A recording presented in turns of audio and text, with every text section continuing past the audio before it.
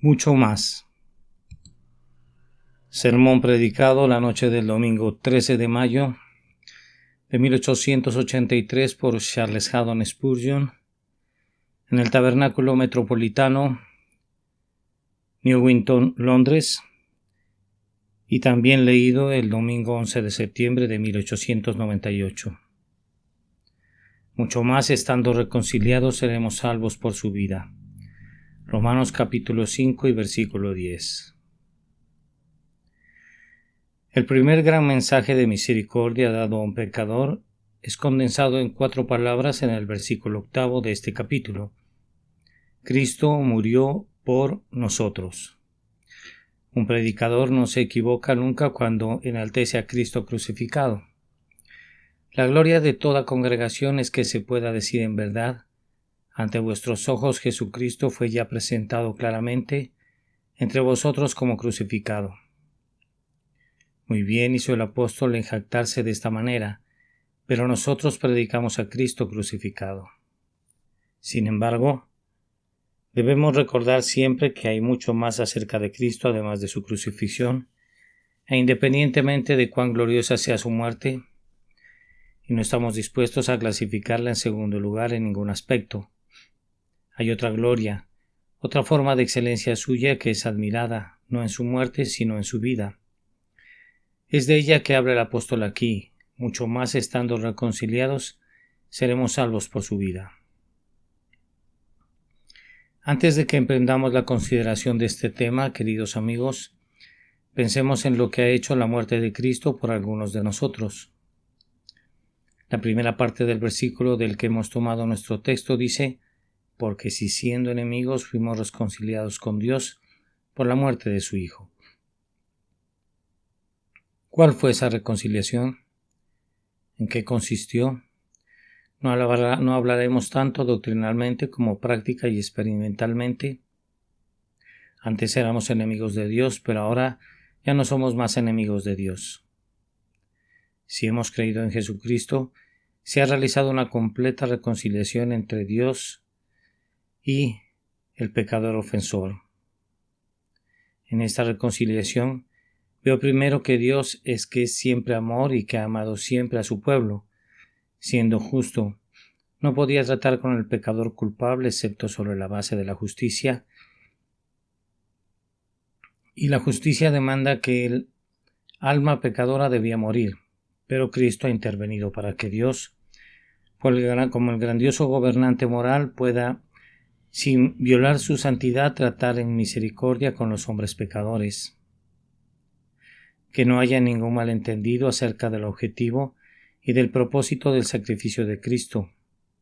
El himno de Juan Cain lo establece correctamente. No fue para que el amor de Jehová ardiera para con el pecador, que Jesús desde el trono de lo alto se volvió un hombre sufriente. No fue la muerte que él soportó ni los dolores que experimentó lo que propició el amor eterno, pues Dios era amor desde antes. Él tuvo siempre amor para su pueblo, pero en tanto que Cristo no viniera a la tierra y muriera, el justo por los injustos, ese amor no podía fluir libremente. Había una represa que bloqueaba la corriente, había una gran roca en medio del canal, y los ríos de amor no podían fluir. Pero por la muerte del Señor Jesucristo ese impedimento fue quitado. Dios puede ser ahora justo, y el que justifica al que es de la fe de Jesús. Ya he dicho que en lo más recóndito de su corazón siempre hubo amor para su pueblo, pero como juez sentado en el asiento del tribunal del juicio, no podía manifestar ese amor. Solo podía manifestar su indignación contra cada alma de hombre que hace el mal. Ahora, esta ira sumamente justa de Dios fue apaciguada por la muerte de Jesucristo y no habría podido ser apagada de ninguna otra manera. La espada debía encontrar a su víctima y Cristo desnudó su pecho para dejar que la justicia infinita aplicara toda la plenitud de su fuerza sobre él. La deuda debía ser pagada y Jesús la pagó hasta el último centavo con su propia vida que derramó sobre el madero. La copia de la ira había de ser vaciada, pues no había opción de hacerla a un lado. Así que Jesús la tomó y después de decir: Padre mío, si no puede pasar de mí esta copa sin que yo la beba, hágase tu voluntad, la acercó a sus labios y la sostuvo allí hasta haber sorbido la última gota. La muerte de Cristo era necesaria, ya que fue necesario que el Cristo padeciese, y por su sufrimiento apaciguó la ira del gran juez de todo, de tal forma que pudo mirar justamente con complacencia a los hombres culpables. Ese cambio prodigioso fue obrado por la muerte de Cristo, y ahora la propia justicia de Dios demanda nuestra salvación. Es ciertamente maravilloso que la justicia de Dios, que estaba en contra nuestra, fuera inducida a estar a favor nuestro, y que la justicia de Dios, que pronunció la sentencia de muerte sobre nosotros, fuera transformada de tal manera que la propia justicia decretara nuestra vida eterna. Este es un aspecto maravilloso de la reconciliación. Pero el apóstol habla de nuestra reconciliación. Bien, eso nos llega de esta manera. Sentíamos en nuestra conciencia que habíamos pecado en contra de Dios. No estoy hablando de todos los aquí presentes, sino que me estoy refiriendo a todos aquellos en quienes el Espíritu de Dios ha obrado para salvación. Nuestra conciencia sintió una secreta punzada, como si un veneno abrasador hubiese entrado en las venas de nuestro espíritu. Recuerdo cuando el pensamiento de que yo había ofendido a Dios parecía haber chupado mi propia vida. Por supuesto que yo no lo amaba, y no podía hacerlo, pues es según la naturaleza de nuestro pecaminoso corazón, que si injuriamos a alguien con toda seguridad le odiamos. No siempre odiamos a la persona que nos injuria, pero si nosotros la injuriamos, nuestro odio estará presente casi con toda seguridad. Y en tanto que habíamos quebrantado todas las leyes de Dios, y no deseábamos reconocerlo, odiábamos a la propia ley. Dábamos coces contra ella y procurábamos persuadirnos de que era la raíz de la ofensa, en lugar de aceptar que nuestros corazones testarudos eran la fuente del mal. Sabíamos que Dios es santo, pero no amábamos la santidad. De hecho, no teniendo ninguna santidad propia, no podíamos soportar ni siquiera oír o leer acerca de ella. Establecimos una justicia falsificada, proveniente de nosotros mismos, y pretendíamos ser buenos, y mientras tanto despreciábamos la verdadera santidad y la perfecta justicia de Dios. Pero, amados, cuando vimos a Cristo morir en lugar nuestro, el justo por los injustos para llevarnos a Dios, entonces la conciencia dijo: Dios ha sido satisfecho y yo también. Cuando vimos que la ira de Dios fue suprimida porque Cristo había muerto, entonces nuestra ira altiva y áspera fue suprimida también, y dijimos: ahora estamos reconciliados con Dios por la muerte de su amado Hijo. Oh, cuán ligeros serán nuestros pies cuando acudimos al propiciatorio, con qué confianza, aunque también con qué temblor santo, arguimos los méritos del amado Redentor, y qué gozo y paz llenaron nuestra mente. Entonces ya no odiábamos más a Dios, ni a la santidad, ni a la ley, sino que nos sometimos incondicionalmente. Dijimos: la ley es santa y Dios es pleno de gracia, bendito sea su glorioso nombre. Así, la muerte de Cristo obró la reconciliación, la ira de Dios fue quitada, y de igual manera fue eliminada la turbación de nuestra conciencia.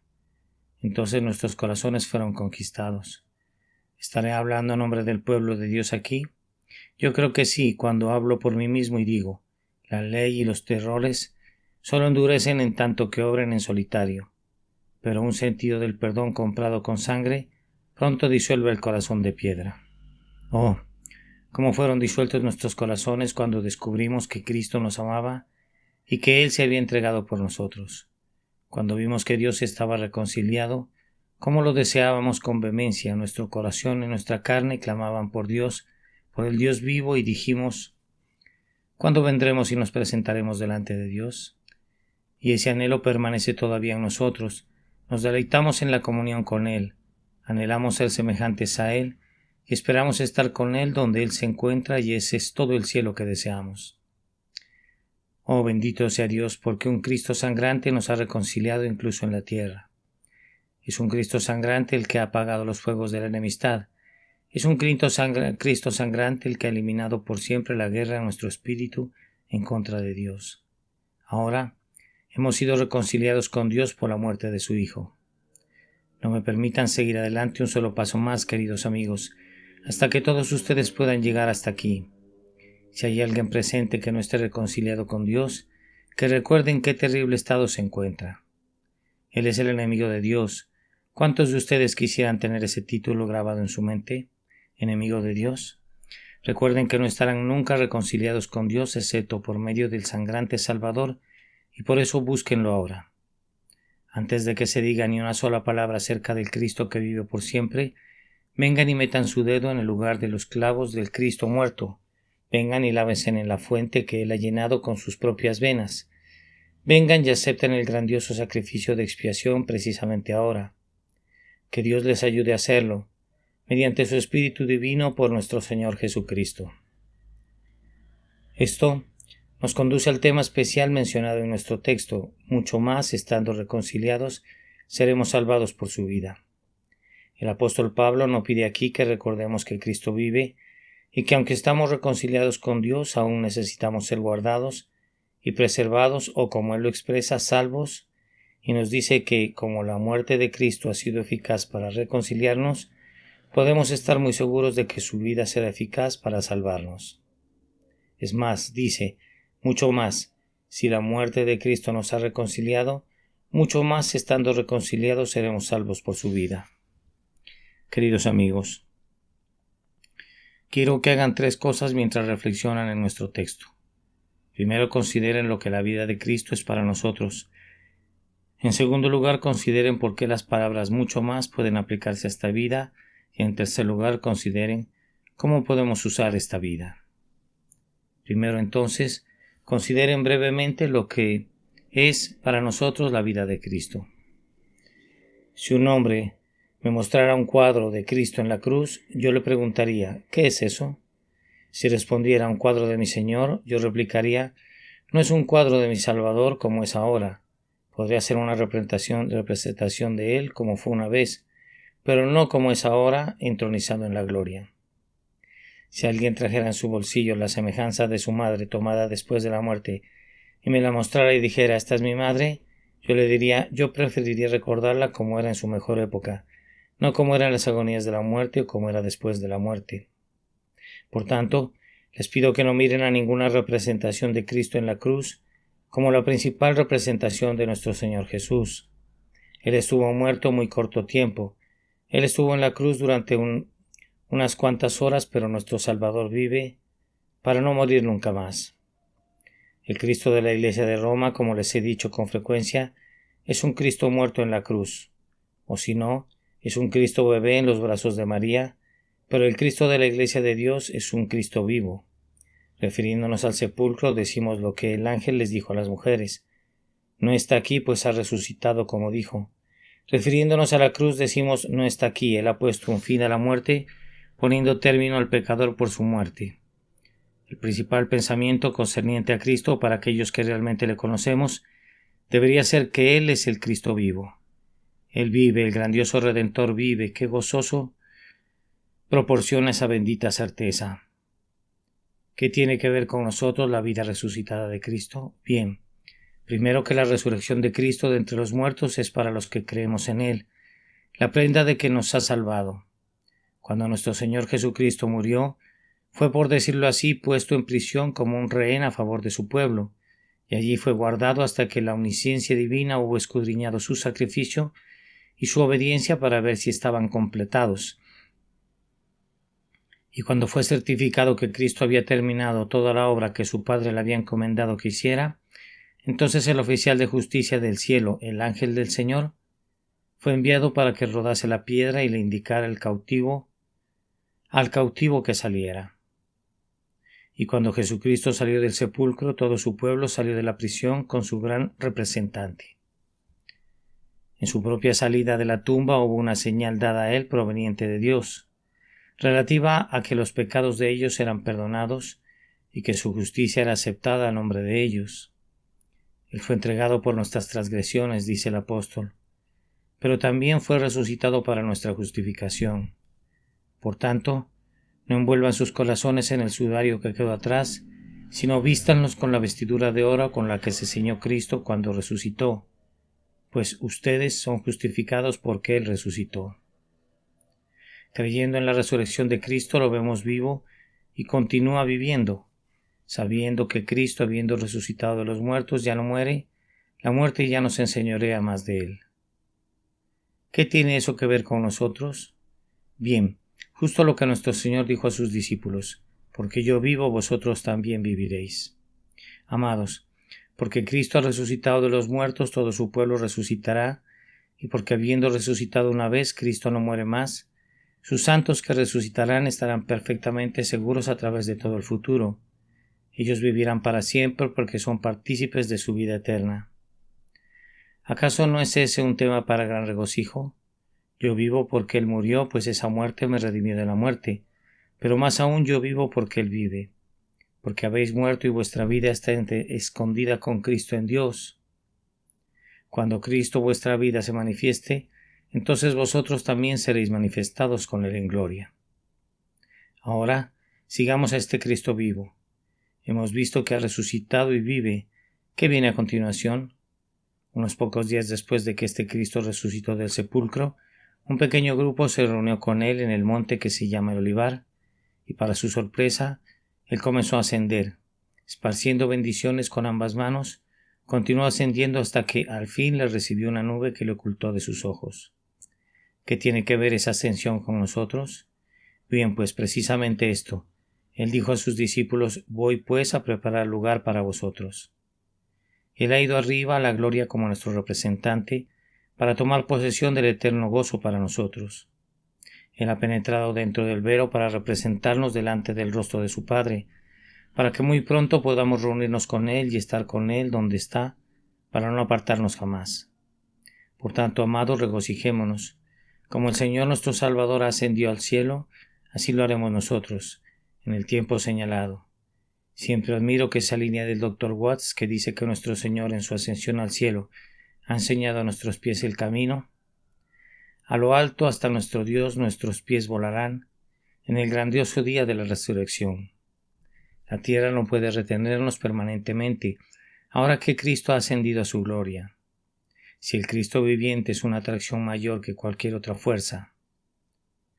Nosotros los que creemos somos uno con Él, y como Él ha ascendido, resucitaremos para Él, y por siempre estaremos con Él. Después que hubo ascendido, tomó su asiento a la diestra de Dios el Padre, revestido de honor y de majestad, y de poder y de dominio y de fortaleza. Escuchen, hermanos y hermanas, ¿qué tienen que ver con nosotros este hecho? Bien, pues simplemente esto. Ustedes que tienen fe no pueden perecer, pues Cristo vive. Ustedes deben vencer, pues Jesús reina. Toda potestad les dada en el cielo y en la tierra, y Él puede también salvar perpetuamente a los que por Él se acercan a Dios, viviendo siempre para interceder por ellos. Un Cristo reinante, un Cristo entronizado, este es el Cristo en el que se debe confiar. Puedo arriesgar mi alma entera por su sangre, y sé que no hay riesgo en el asunto, pero siento una profunda y creciente confianza en la vida que Él vive ahora en el trono. ¿Pero qué más? Bien, nuestro Redentor glorificado pasa mucho de su tiempo en intercesión. Allá arriba, a la diestra de Dios, continúa intercediendo por su pueblo. Él puede decir en verdad, en el más pleno sentido de las palabras: por amor de Sión no callaré, y por amor de Jerusalén no descansaré, hasta que salga como resplandor su justicia y su salvación se encienda como una antorcha. Continuamente presenta el perfumado incienso de su mérito delante del trono eterno, y aquí hay algo más para nosotros, pues si Jesús intercede por nosotros, estamos seguros para siempre. Si Él está intercediendo delante del trono, podemos acercarnos allí con santa confianza. Si Cristo está allí, el camino está limpio para que ustedes y yo nos aproximemos. Solo tenemos que ponernos detrás de Él y mirar a Dios a través de sus heridas. Así como Dios nos mira a través de las heridas de Cristo, y todo estará bien. Oh, cuánto debemos al Cristo vivo. Mi tema se expande cuando procuro manejarlo. Cómo se regocija mi corazón en Él. ¿Acaso no saben, amados, cómo cada parte de esa vida resucitada de Jesús, su segunda venida, su conquista final de Satanás y del mundo y su gloria eterna, todo eso tiene que ver con nosotros? pues somos partícipes de todo lo que Cristo tiene y somos coherederos con Él de todas sus glorias y de sus triunfos. Esto, entonces, es solo un breve resumen de lo que la vida de Cristo tiene que ver con nosotros. Ahora, en segundo lugar, ¿por qué inserta el apóstol mucho más en este punto? Mucho más estando reconciliados seremos salvos por su vida. Pienso que se debe a que somos muy propensos a poner un mucho menos a eso. No es frecuente que prediquemos y hablemos como deberíamos hacerlo acerca de este viviente Salvador nuestro. Hermanos, el gran testador está muerto. Eso valida su última voluntad y su testamento. Pero escuchen una vez más, quien hizo el testamento vive otra vez, así que él es su propio ejecutor para implementar su propia voluntad. ¿Acaso no es esa una bendición para ustedes y para mí? Es válido el testamento por su muerte, pero, habiendo resucitado de nuevo, ha venido para comprobar que cada jota y tilde de él sean cumplidas. No tenemos que depender de un tercero para que ejecute la voluntad de nuestro Salvador moribundo. Él ha resucitado de los muertos y está vestido de poder y de potencia para cumplir todo aquello que se propuso. Pablo dice: porque si siendo enemigos fuimos reconciliados con Dios por la muerte de su Hijo, mucho más estando reconciliados seremos salvos por su vida. ¿Cómo puede ser mucho más? Yo respondo que primero porque cuando nuestro Salvador nos reconcilió por su muerte, era el tiempo de su debilidad. Vean, Él está clavado en la cruz, la fiebre le quema, clama: tengo sed. Dice: yo soy gusano y no hombre. La debilidad le ha sobrevenido hasta el límite máximo. Cierra sus ojos en el último sueño terrible de la muerte. Bajan su pobre cuerpo, lo envuelven en lino limpio con especias aromáticas y lo colocan en el sepulcro de José. No podría haber una debilidad mayor que la que hubo en el Cristo crucificado, ¿no es cierto? Sin embargo, aún entonces Él nos reconcilió, pero ahora está revestido de poder. Es cabeza de todas las cosas, Señor de los ángeles, Rey de reyes, y todo el cielo resuena con sus alabanzas. ¿Acaso no se dan cuenta del sentido de mi argumento? Si cuando se encontraba en su suma debilidad nos redimió por su muerte, mucho más ahora que tiene todo su poder y gloria, puede salvar a su pueblo por su vida. Vean esta expresión nuevamente. Cuando nuestro Señor murió estaba en el lugar de un siervo. Por nuestra causa, Él había hecho a un lado su gloria. Se despojó a sí mismo, se vació, se volvió como nosotros, débil y endeble, pero además de eso estaba obligado a cumplir la voluntad del Padre y a sufrirla hasta sus últimos rigores. Como el mediador entre Dios y el hombre, se había vuelto inferior a Dios, había asumido un lugar de subordinación, para que en verdad pudiera decir: el Padre mayor es que yo. Pero recuerden, hermanos, la cabeza que fue una vez coronada de espinas está ahora coronada de gloria. Una diadema real adorna las poderosas sienes del victorioso. El lugar más elevado que el cielo proporciona es suyo. Es suyo por derecho, es Rey de reyes y Señor de señores, y la luz eterna del cielo. Ahora le cubre otra vez la gloria que tenía con su Padre antes de que la tierra existiese. ¿Acaso no ven entonces que es mucho más lo que Él puede hacer por su pueblo bajo tales circunstancias? Si nos reconcilió cuando asumió un lugar inferior y condescendió por nuestra causa a ser un siervo, de tal manera que, con clamores y lágrimas, ofreció su humilde traje de aquí abajo. Mucho más puede salvarnos ahora cuando ha retomado su gran poder y con autoridad intercede delante del rostro de su Padre. Aquellos que me has dado quiero que donde yo estoy también ellos estén conmigo, para que vean mi gloria que me has dado, porque me has amado desde antes de la fundación del mundo. Si puedo confiar mi alma a un Salvador moribundo y sentirme perfectamente seguro haciéndolo, cuán fácil es confiar en un Salvador viviente y envolverme en su amor todopoderoso y sentirme eternamente seguro. Además, queridos hermanos, cuando nuestro Señor asumió la obra de salvarnos, en un cierto sentido cayó bajo el desagrado de Dios. No que haya sido desagradable a Dios jamás, pues en Él no había pecado, y el Padre no tuvo nunca mayor deleite en Cristo que cuando le ocultó su rostro. Sin embargo, de acuerdo a la palabra de Dios, Jehová lo molió, y de él escondió su rostro de tal manera que Jesús clamó: Dios mío, ¿por qué me has desamparado? Cayó bajo maldición, pues maldito todo el que es colgado en un madero. Por causa de ustedes y la mía, él soportó los azotes de la infinita justicia y el rostro enojado de la ofendida majestad del cielo. Esto equivalía a sumergirse muy profundamente, y si aún entonces él nos reconcilió con Dios, mucho más puede salvarnos ahora que el Hijo bien amado del Padre ha regresado otra vez a casa y vive a la luz eterna del sol, de la sonrisa de su amado Padre.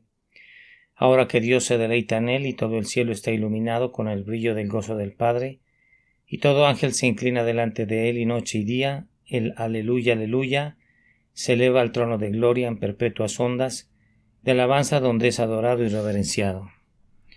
Pero, además, cuando el Salvador murió había un cierto aspecto de derrota en lo relativo a su muerte. Se quedó solo en aquel terrible día, en un conflicto mortal con los poderes de las tinieblas. Todos los batallones del infierno fueron convocados y condujeron un tremendo ataque contra el príncipe de vida y gloria. Solo combatió contra ellos y su propia diestra y su brazo santo le brindaron la victoria. Pero por un momento pareció una derrota. Cerró sus ojos en la muerte diciendo: consumado es, y entregó el espíritu. Esas huellas de los clavos y ese costado ensangrentado y ese rostro descolorido hacían percibir como si la muerte hubiese obtenido la victoria, aunque realmente no fue así. Sin embargo, amados, Él nos reconcilió en esas condiciones. Oh, si lo viésemos ahora. Supongo que no podríamos hacerlo, nuestros ojos no están preparados para esa visión beatífica. Pero qué espectáculo sería si pudiésemos verlo con sus ojos como llama de fuego, y sus pies semejantes al bronce bruñido, refulgente como en un horno. Uno dijo: no podrías ver el rostro de Cristo y vivir, y otro respondió: bien, aunque así sea, entonces déjeme ver su rostro y morir. Y yo he sentido con frecuencia que podría decir lo mismo, y he cantado con el buen doctor Watts. Oh, anhelo una visión, una agradable visión, del trono de nuestro Padre Todopoderoso. Allí se sienta nuestro Salvador coronado de luz, vestido con un cuerpo semejante al nuestro. Los santos que le adoran le rodean, y tronos y poderes se postran delante de él.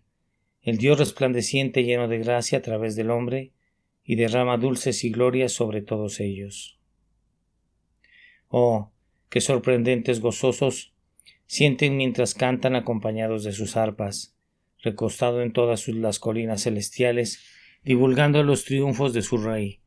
Cuando, amado Señor, llegara el día en que me remonte para morar arriba y estar y postrarme allí en medio de ellos y ver tu rostro y cantar y amar.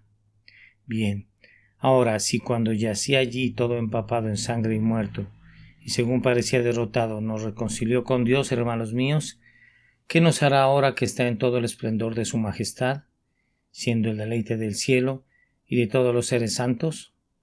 Él debe ser capaz de salvarnos. Hacemos bien en confiarle nuestras almas y decir con el apóstol: no me avergüenzo, porque yo sé a quién he creído, y estoy seguro que es poderoso para guardar mi depósito para aquel día. Así que ahora concluyo pidiéndoles que consideren cómo podemos usar esta vida de Cristo. Si Cristo vive todavía y si hay en su vida, en un cierto sentido, mucho más poder para salvar del que tuvo en su muerte para reconciliar, entonces primero, todo miedo de ser vencidos debe ser desterrado. Él es victorioso, por tanto nosotros seremos victoriosos. Cristo fue atacado por todos los poderes de la muerte y del infierno, y sin embargo Él venció y vive. Nosotros también venceremos, pues Él está entre nosotros, está con nosotros, está sobre nosotros, y nosotros viviremos aunque muramos y ganaremos aunque aparentemente seamos vencidos. ¿Cómo hemos de usar esta vida de Cristo? Bien, usémosla en la oración. Cuando sientan que no pueden orar, y eso nos ocurre a veces a todos nosotros, digan entonces: Él puede orar, pues vive siempre para interceder por ellos. Entrégale, alma mía, tu causa, para que interceda y no dudes de la gracia del Padre. Cuando todo te resulte difícil estando de rodillas y pareciera que no puedes prevalecer, entonces recuerda que Jesús está intercediendo y Él debe prevalecer. Pon tu caso en sus manos y Él presentará sus poderosos argumentos a nombre tuyo, y entonces no habrás luchado en vano. ¿Acaso no es ese un dulce pensamiento? Otro uso que puede hacerse de la vida de Cristo es este. ¿Te sientes muy solitario? En esta moderna Babilonia que es Londres hay muchas personas que están muy solas, y no hay una soledad tan terrible como la que puede encontrarse en una gran ciudad. Tal vez vivas en una calle donde haya cientos de cristianos, pero tú no conoces a ninguno de ellos. Yo te diré qué debes hacer. Jesús vive, acude a Él, pues no hay campaña comparable a la suya. Si Él entra a tu cuartito, será como un templo, el templo de Salomón en toda su gloria. No fue nunca tan brillante como ese aposento alto tuyo, lo será cuando Cristo vaya allí. Yo sé cómo tienes que hilvanar todo el día para ganar un parco ingreso. Yo sé también cómo algunas veces no puedes dormir en la noche debido al severo dolor que te agobia. Pero si tu Señor se encuentra allí, será un dulce trabajo y un dulce sufrimiento también, ya que está sentado junto a ti, el mejor de los obreros y de los sufridores. Jesús vive, Jesús vive. No tienes que ir al Calvario para pensar acerca de su cruz. No tienes que ir al sepulcro y llorar aquí, porque está muerto. Él vive y está siempre con su pueblo, hasta el fin del mundo. Por tanto, en tus oraciones y en tu soledad consuélate. Yo supongo también que muchos de ustedes son tentados gravemente. ¿Hay algún cristiano o cristiana entre nosotros que no sea tentado por el diablo? Bien, Jesús vive, y Él fue tentado en todos los puntos a semejanza nuestra, aunque sin pecado. Él puede identificarse contigo, pues Él también fue cercano por la debilidad. Acude a tu sumo sacerdote que vive, cuéntale lo que el diablo está tratando de hacer contigo. Es aconsejable no disputar nunca con el diablo. He oído que si un hombre presenta una demanda contra ti, es mejor que no le digas absolutamente nada, sino que transfieras todo el asunto a tu abogado, y si el hombre te escribe debes decirle: no tengo que ver nada en ese asunto. Debes acudir a mi asesor legal, pues él verá este caso por mí. El que es su propio abogado tiene a un insensato por cliente. Reza uno de nuestros proverbios. Así siempre que el diablo venga a ti, recuerda que él sabe mucho más que tú, y si tratas de responderle pronto te hará dar un tropiezo. Es mejor que le digas: no tengo nada que ver contigo, Satanás. Te refiero a mi procurador, a mi abogado. Entonces el diablo te preguntará su nombre, y cuando le des el nombre del Señor Jesucristo abandonará ese caso, pues ha sufrido a menudo muchas severas derrotas ante ese mismo Jesús, desde edades inmemorables. El dominio recuerda el desierto y cómo el Maestro lo hizo alejarse muy pronto, de tal forma que ustedes deben referirlo a Cristo. No seas tu propio campeón, deja que Cristo sea el campeón por ti y todo estará bien. En conclusión, queridos hermanos y hermanas, puesto que Cristo vive, vivamos con Él, y hagamos que el Señor Jesucristo sea nuestro compañero diario. Yo sé que hay algunos cristianos que no pueden entender este consejo, o que no pueden creer que puedan ponerlo en práctica, pero no conocen el propio jugo y la médula del Evangelio. Mientras no entiendan esto y lleguen a sentir que Cristo no es un mero personaje histórico que estuvo sobre la tierra hace cientos de años, sino que es un Cristo vivo y personal, que es accesible incluso ahora, al que se le puede hablar y que puede respondernos y con quien podemos vivir incluso ahora. Oh, si pudiesen entrar en contacto personal con Jesucristo, entonces habrían aprendido cómo vivir. Entonces el Salvador moribundo sería inexpresablemente amado para ustedes. Pero entonces el Cristo vivo sería también, si fuese posible, aún más amado, y vivirían por medio de Él, con Él, para Él, y Él viviría en ustedes. Que Dios nos conceda todo esto. Por nuestro Señor Jesucristo. Amén. Mucho más. Sermón predicado la noche del domingo 13 de mayo de 1883 por el reverendo Carlos Haddon Spurgeon en el Tabernáculo Metropolitano, Newington, Londres, y también leído el domingo 11 de septiembre de 1898. Mucho más. Estando reconciliados seremos salvos por su vida. Romanos, capítulo 5 y versículo 10.